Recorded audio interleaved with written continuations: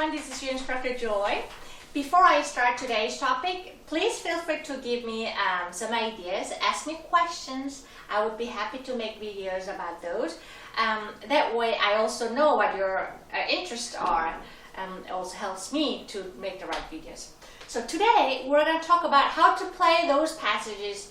It has a lot of difficulties on the left hand, and it's fast, many string crosses, slur, separate, all mixed. How do we do that? How do we play? How do we manage the coordination? How to play everything well sounding in tune? How do we do that? So I picked a passage from Mozart Concerto. It's a little, first half sounds like this. So this is, it uses all strings, and then it has slur, a separate, and then it has spring bow. So this is one of the trickiest one for many violinists. When I see my violin students, when they practice, the most common mistakes are a lot of violinists, when they say a lot of 16th notes, many dots, they get nervous. So their solution is to run away. So which is very natural way of the way we react. When we feel uncomfortable, we don't want to do anything with it. So we just go away quickly by getting faster. But that's the other way you should do. When you feel like, oh my gosh, there's so much happening, don't try to play fast, but slow down. It may sound like a very slow to your head, but slowing down tiny bit, it may or may not make a huge difference, but it will give you a little more time to have things under control. And most likely, you will be playing faster than it should be. So, in such passages, try to practice with the metronome just to see where you're rushing or not. But let's say in midst of the performance, you feel like you're losing control, let the orchestra or pianist do their job. Their job is to follow you, not the other way around. So it's important for you as a soloist to play nicely and things have under control. So let's say you feel like you're under, let's say you read it already, and then you feel like, oh my gosh, I'm not sounding as good. Then slow down. And then let the pianist or orchestra just accompany you. It's their job. So that's what you do in the performance. Another thing, if you feel like you're losing control within the performance on the day of the concert, that you could also save yourself from falling completely apart or try to make yourself better, is use a little less amount of bow.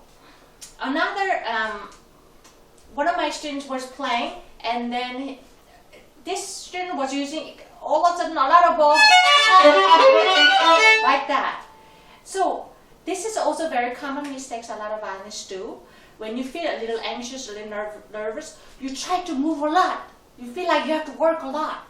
It's not like that, even though I understand exactly why that way, because I went through that way too. A quick solution would be just reduce the amount of bow in order to gain the control. So you feel like you already started, you hear something's not right, then reduce the amount of bow right away, and the bring bow on the string. Often when we lose the control, the bow is often not sounding well because the bow is not good on the string, but rather off or in the wrong spot. So you reduce the length of the bow and try to bring the bow back to on the string.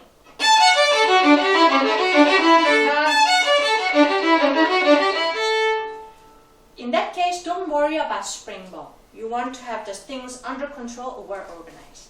So that's a quick solution that you can do in the performance. A long-term solution would be during the practicing.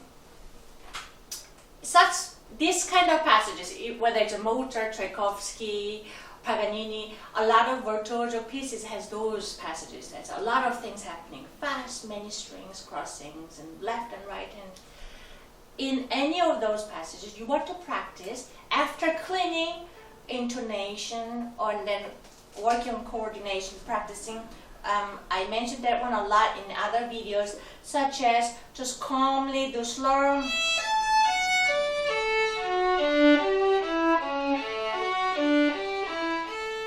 And then enough times after that one, alternate, this time separate bow at the tip.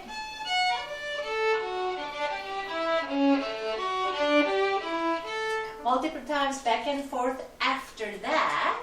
Then you want to try performance bowing, but a little under tempo, and see if you can use a little longer bow than you would use in performance. Let's say in performance we use about this much bow, but for the practicing sake, use a little more bow, a little both ways. So this is performance amount, practicing amount.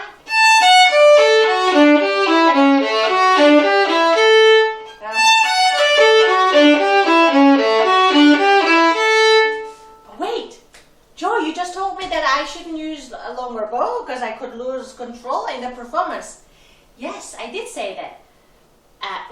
When you're using too much bow in the performance, reduce it right away to gain the control. However, in the practicing before the concert, when you practice with extra longer bow, you are forced to learn to coordinate both hands.